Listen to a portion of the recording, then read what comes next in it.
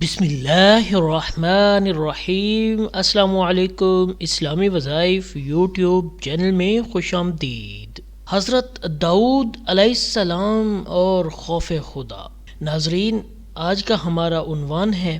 Video میں آگے بڑھنے سے پہلے آپ سے درخواست کروں گا کہ چینل کو سبسکرائب کر لیں اور گھنٹی کے نشان کو دبا لیں تاکہ آنے والی تمام ویڈیوز آپ تک بآسانی پہنچ سکیں۔ حضرت داؤد علیہ السلام 40 سال تک اپنی لغزش کے باعث روتے رہے اور توبہ کی قبولیت کے بعد بھی اپنا منہ چھپائے رکھتے۔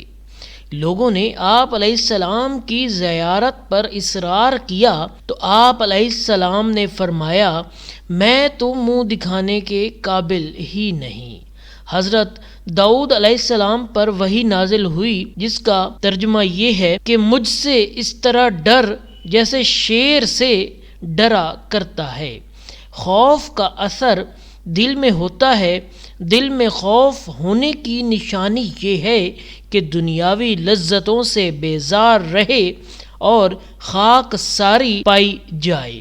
عاقبت کا اندیشہ اور آخرت کا محاسبہ و مواخذہ دل میں سمائے، تکبر، حسد، حرص دنیا باقی نہ رہے اور مانند اس کے ہو جائے جس کو شیر نے پکڑا ہو، نہ کھانے کی سدھ رہے نہ طاقت جمع کی باقی رہے، اور خوف والے بدن کی علامت زردی اور لا غرضی ہے۔ معصیت کی خواہش نہیں رہتی اور جو شہوت سے باز رہے اس کو صاحب عفت کہتے ہیں، اور حرام سے اپنے آپ کو باز رکھے تو اس کو صاحب ورع کہتے ہیں۔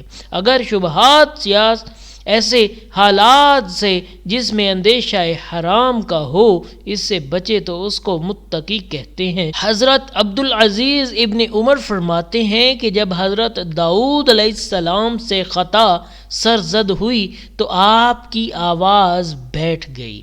آپ نے عرض کیا، یا اللہ، صدیقین کی آواز صاف ہے اور میرا گلا بیٹھ گیا ہے۔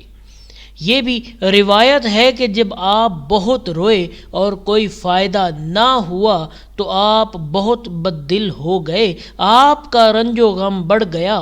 آپ نے عرض کی، یا اللہ، کیا میرے رونے پر رحم نہیں فرمائیں گے؟ وحی آئی، اے داؤد، تجھے اپنا رونا یاد ہے، گناہ یاد نہیں۔ عرض کیا، یا اللہ، میں اپنے گناہ کیسے فراموش کر سکتا ہوں؟ میرا حال تو یہ تھا کہ میں جب زبور کی تلاوت کرتا تھا تو بہتا ہوا پانی ٹھہر جایا کرتا تھا، چلتی ہوئی ہوا رک جایا کرتی تھی، پرندے میرے سر پہ سایہ فگن ہو جایا کرتے تھے اور وحشی جانور میری محراب میں جمع ہو جایا کرتے تھے۔ یا الہی، کیسی وحشت ہے جو تیرے اور میرے درمیان پیدا ہو گئی ہے۔ اس پر اللہ تعالی نے وحی نازل فرمائی، اے داؤد، وہ طاعت کا انس تھا، یہ معصیت کی وحشت ہے۔ اے داؤد، آدم میری مخلوقات میں سے ایک مخلوق ہے، میں نے اسے اپنے ہاتھ سے پیدا کیا، اس میں اپنی روح پھونکی، اسے فرشتوں کا مسجود بنایا، اسے اپنے اکرام کی خلعت پہنایا، اپنے تاج کا وقار اس کے سر پر رکھا، اور پھر جب اس نے تنہائی کا شکوہ کیا تو میں نے اپنی باندھی ہوا سے اس کا جوڑا بنایا اور اسے اپنی جنت میں رہنے کا شرف بخشا۔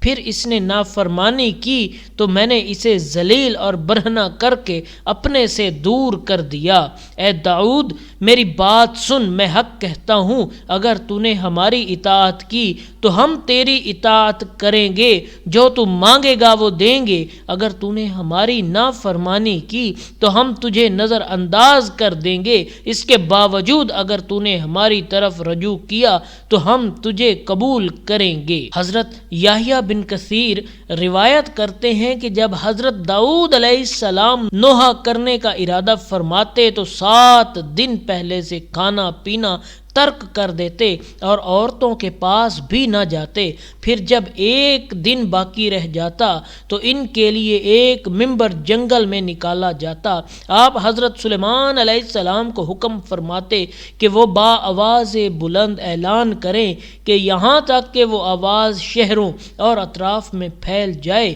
اس آواز سے جنگل، پہاڑ، ٹیلے اور عبادت خانے گونج اٹھے۔ حضرت سلیمان علیہ السلام اعلان فرماتے کہ جو شخص حضرت داؤد علیہ السلام کا نوحہ سننا چاہتا ہے وہ آئے۔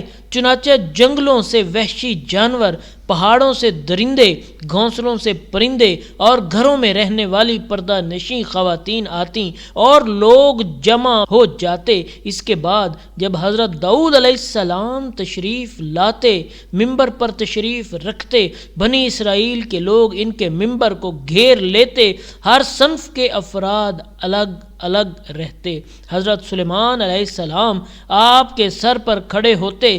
پہلے آپ اللہ تعالیٰ کی حمد و ثنا فرماتے، لوگ چیختے چلانے لگتے، پھر جنت دوزخ کا تذکرہ فرماتے۔ اس سے زمین کے اندر رہنے والے جانور، کچھ وحشی درندے اور کچھ انسان مر جاتے۔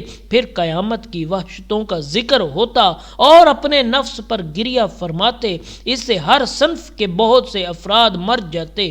حضرت سلیمان علیہ السلام یہ دیکھتے کہ مرنے والوں کی کثرت ہو گئی ہے تو عرض کرتے، ابا جان، آپ نے سننے والوں کے ٹکڑے ٹکڑے کر دیے ہیں۔ بنی اسرائیل کے بہت سے گروہ مر چکے ہیں اور بے شمار وحشی درندے حشرات الارض بھی ہلاک ہو چکے ہیں۔ اللہ اکبر۔ آپ یہ سن کر دعا مانگنے لگتے۔ اسی اثنا میں بنی اسرائیل کا کوئی عابد با آواز بلند کہتا، اے داؤد، تو نے جزا مانگنے میں جلدی کی ہے۔ راوی کہتے ہیں اتنا سنتے ہی آپ بے ہوش ہو گئے۔